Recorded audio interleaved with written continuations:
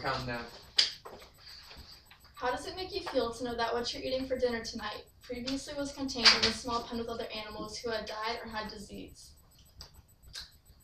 After Einstein once said, "Nothing will benefit human health and increase chances for survival on Earth as much as the evolution to a vegetarian diet." In 1959, meat production began at 44 million tons worldwide, and by 1997 it increased to 211 million tons. No one wants to know what happened to their meat before it made it to the dinner table. No one wants to face the fact that animals are barely surviving in factory farms, and someone needs to pay attention and make a change. Did you know chickens are given about 3/5 of a square foot of space in pens? Chickens are so compacted together they become aggressive and even begin to eat each other. Hogs become aggressive and try to eat each other as well. In factory farms, most chickens carry diseases. 20% of chickens have salmonella poisoning, while another 60% have Campylobacter poisoning. Unfortunately, salmonella and Campylobacter aren't the only things that can hurt us when we eat poultry. Antibiotics are given to farm animals and are also left over in meat, and so we are now vulnerable to these bacteria. The U.S. has estimated they spend an average $30 billion treating those infected by antibiotics in meat. Of the 50 million pounds of antibiotics produced in the U.S., 80% is used to make livestock grow at a more rapid rate. Animals also create more waste than humans, and farmers don't dispose of it appropriately, creating more pollution. These are a few of the many problems with factory farms, and they largely affect us and our health. Animals simply aren't comfortable in cages, and our environment is suffering at the same time.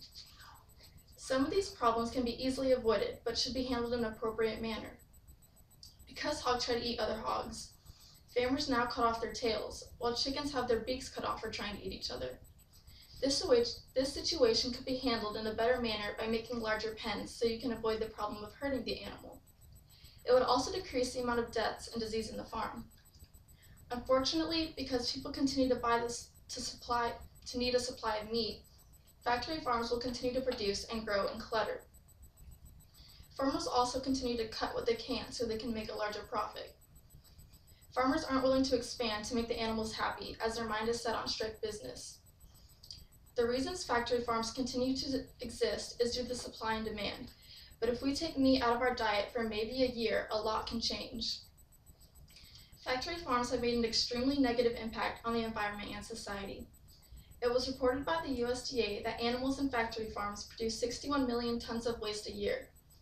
This is the equivalent of 5 tons of waste for every human citizen.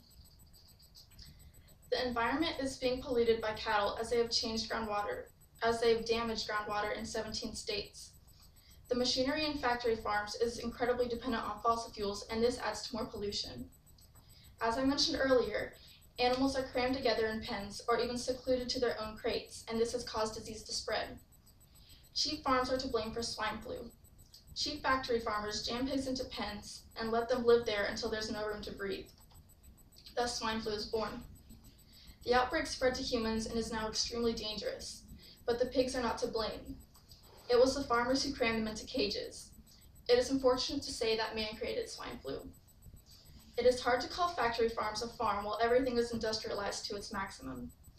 When you think of a farm, you imagine cows in a pasture eating grass, not crates of chickens stacked in other crates. Making small changes in our diet can help the animals suffering in factory farms. When you go grocery shopping, don't pick up items labeled with caged eggs or factory farm food. It may be more expensive to go the other route, but the more expensive poultry is where the factory farms actually take care of the animals. Share with your friends and family the problem in factory farms so they can help you stand against their abuse. Post videos on social media websites to show them what's really happening behind the barn doors. We can work together to end factory farming by avoiding cheap poultry or even going on a vegan diet. There are many alternatives to factory foods, as meat is not necessary. Factory farms need to change, and the only way that will happen is if we do something about it. If we don't stand up for factory farm animals, who will?